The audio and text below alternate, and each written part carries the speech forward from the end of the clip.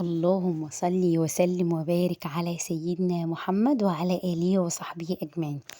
ازيكم عاملين ايه؟ يا رب تكونوا بخير وصحة وسعادة وهنا يا رب.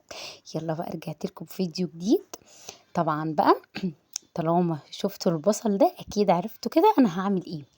هعمل معاكم كشري مشكل وهعملهولك بتركاية حلوة قوي. هتاكليه كأنك جايباه من المحل مش عاملاه في البيت خالص. بس اهم حاجة ما تنسيش تصلي على النبي في الكومنتات عليه افضل الصلاة والسلام. المفروض بقى انا كنت مصورة الفيديو ان انا بصور يعني وانا بحط الزيت وبنزل البصل، بس للاسف الكاميرا ما صورتش وما خدتش بالي ان الكاميرا مش بتصور. جبت بقى الزيت، كمية الزيت دي ما تقلقوش احنا هنستخدمها في الكشري كله اللي عندنا، فما تقلقوش مش هيخسر معانا خالص. بعد كده طبعا حطيت الزيت على النار وقطعت البصل جوليان وحطيت عليه دقيق وملح ونخلت طبعا البصل من الدقيق كويس عشان ما يكتلش معانا. وبعد كده طلعته ومقرمش ولونه تحفة، وهيقرمش معاكم ومش هيطرى خالص لو فضل معاكي لغاية ما تخلصي الاكل. وبصي هيفضل مقرمش ومش هيطرى معاكي خالص. اخدت بقى كده جبت حلة عندي واخدتها حطيتها على النار واخدت بقى شوية زيت من بتاع البصل ده متحمر فيهم البصل، وجبت بصلاية مقطعاها مكعبات صغيرة عشان هنعمل الرز بتاع الكشري. حلو قوي وطعمه تحفة. جبت بقى البصلاية وحطيتها بقى كده تاخد لون كده. وهنا طبعا كنت بسلق حمص الشام للكشري. وكملت بقى طبعا وهحط بقى بعد ما خد لون كده هحط معلقه كركم. معلقه الكركم بتخلي طعمه حلو قوي، وطبعا احنا كلنا عارفين فوائد الكركم ايه. وكمان بقى حطيت رشه كمون حلو قوي بتدي طعم حلو قوي للرز عندي. وكمان بقى الملح، هملح بقى الميه اللي عندي، البصله اللي عندي، وهنزل عليها بقى بالميه. هنزل بقى بالميه كده وهقلبها تقليبة واسيبها تغلي. ومحضرة معايا رز مصري وعليه عدس اصفر غسلاهم كويس جدا لغاية اما المية بتاعتهم تبقى حلوة كده. خلاص هنا بقى برضو نقعت العدس بجبة وكمان هشطفه وهحط له ميه نضيفه واحطه على النار. هجيب بقى فص توم واحد بيدي طعم حلو قوي للعدس، وكمان رشه ملح ورشه كمون، وهسيبه بقى يستوي معايا براحته. هنا خلاص كانت المية عندي غليت ولقيت الرز فيه شوية مية فصفتهم طبعا. هنزل بقى بالرز والعدس عندي كده وهديله تقليبة بقى واسيبه يستوي براحته عندي.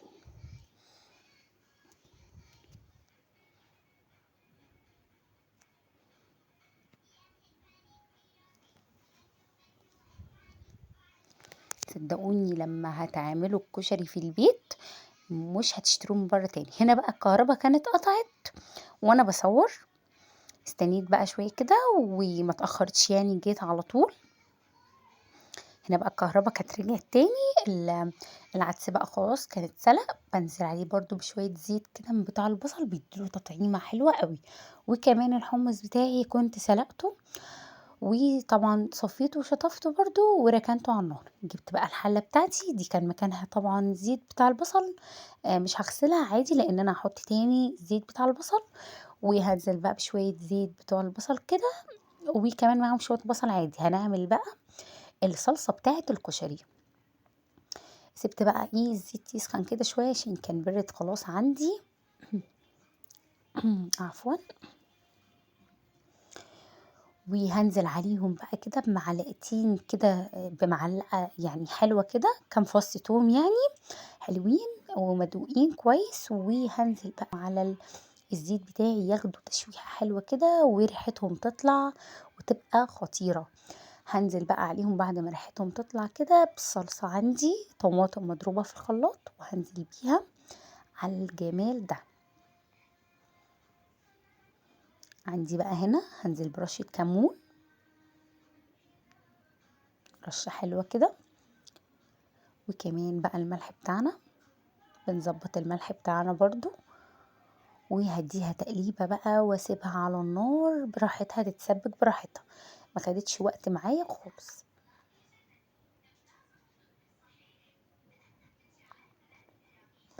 خلاص بقى كده الرز بتاعي بقى طفيت عليه، بصوا مفلفل وتحفه ازاي. هنا بقى جبت حله عندي وعشان اسلق المكرونه بتاعت الكشري، حطيت لها رشه ملح وهي غليت كده، وهنزل بيها بالمكرونه الاسباجيتي. بحط الاول المكرونه الاسباجيتي اللي عندي وبسيبها لمده دقيقه كده تغلي لمده دقيقه واحده، وبعد كده بنزل بالمكرونه التانية. انا هنا بكسر بس المكرونه الاسباجيتي كده عشان عندي هنا الجماعه ما يتضايقوش ان هي تبقى طويله، يعني ما يتضايقوش فيها في الاكل، وبرده بتبقى طويله مش صغيره قوي يعني.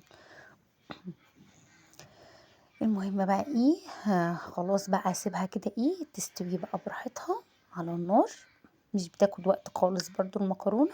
هنا بقى نزلت ببقيه المكرونه الصغيره اللي عندي بعد ما غليت دقيقه زي ما قلت لكم، وتقليبه واحده وهسيبها بقى تستوي. قلت بقى لغايه ما المكرونه تستوي تعالوا بقى نعمل دقه الكشري. طبعا كشري لازم دقه. هنجيب بقى كام فص توم برضو كده مهروسين كويس وهحطهم في طبق، وهنزل عليهم برشة كمون كده حلوة. دقة بتحب الكمون قوي، انا بحب فيها الكمون يكون حلو، تدي طعم حلو. وكمان رشة كزبرة ناشفة كده، والملح بتاعنا هنملح الدقة بتاعتنا كويس جدا، وكمان شوية شطة. اديها تقليبة واحدة كده،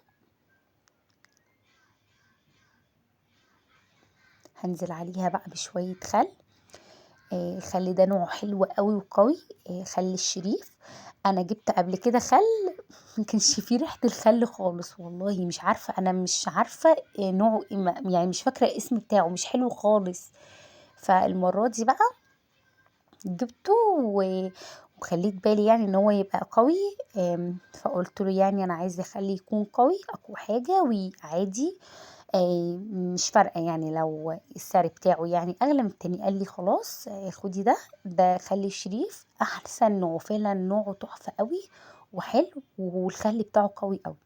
نزلت بقى عليه كمان بليمونه كامله، وعندي بقى هنا ميه مغليه، حطيت في الكنكه شويه ميه وسبتهم يغلوا على النار، ونزلت عليهم بالدقه بتاعتي وهركنها بقى في جنب. خلاص المكرونه كانت استوت عندي، غسلتها صفتها وغسلتها كويس، وبعد كده هنزل عليها بشويه زيت من بتوع الكشري، اللي هما بتوع البصل يعني. بيخلوا طعمها حلو قوي، وكمان بتبقى تفضل معانا مفلفله كده. خلاص هحط بقى هنا ايه، هعمل بقى الشعريه برضو. الزيت بتاع البصل احنا كده كده مكملين بالزيت ده لحد الاخر لغايه ما نخلص اكلتنا خالص. المهم بقى لو اول مره تشوفيني اكتبي لي في الكومنتات انتي بتتابعيني منين وانا هرد عليكي ان شاء الله على طول. المهم بقى كده الزيت عندي بقى سخن كويس، ونزلت عليه بالشعريه وهسيبها تتحمر. بس اهم حاجه ايديكوا تبقى فيها، يعني ما تسيبوهاش عشان الشعريه بتاخد لون بسرعه. هعمل بقى كده ايه ال الشطه الزيت اللي هي بتبقى حراقه وبتيجي مع الكشري، هعملها برضو يبقى طعمها حلو قوي. هنا بقى الشعريه خلاص كانت اخدت لون معايا، وحطيت لها شويه ملح وهزود لها ميه، وهديها تقليبه واسيبها تتشرب معايا على النار، نوطي عليها ونسيبها تستوي براحتها. تمام.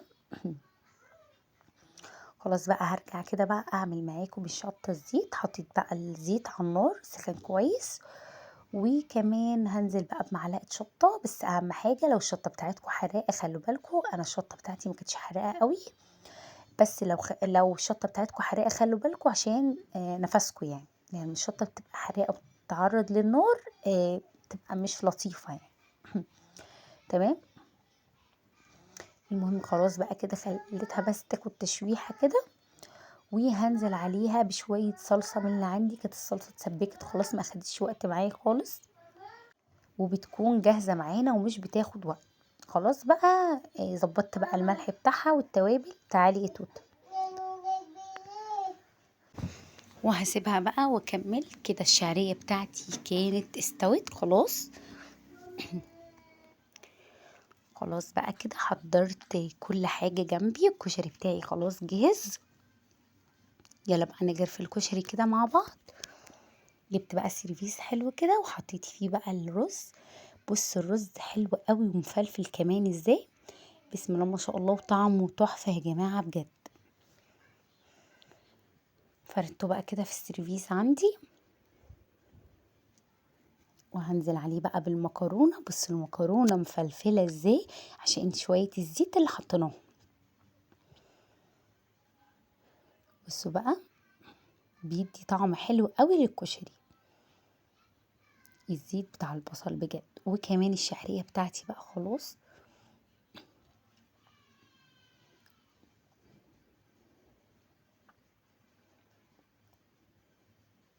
هنزل بقى كمان بالعدس الجبل اللي عندي،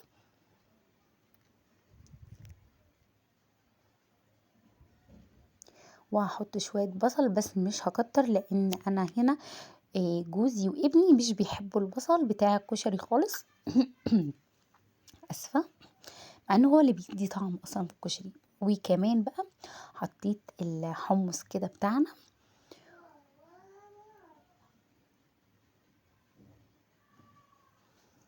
خلاص كده بقى، بصوا المنظر يفتح النفس ازاي. اتفضلوا بقى معانا، ريحته وطعمه كانوا تحفة بجد، والدقة كمان والشطة الزيت والصلصة بتاعتنا. وخلاص كده اكون خلصت الفيديو بتاعي معاكم، وان شاء الله اشوفكم في فيديو جديد بإذن الله، واسيبكم في حفظ الله ورعايته.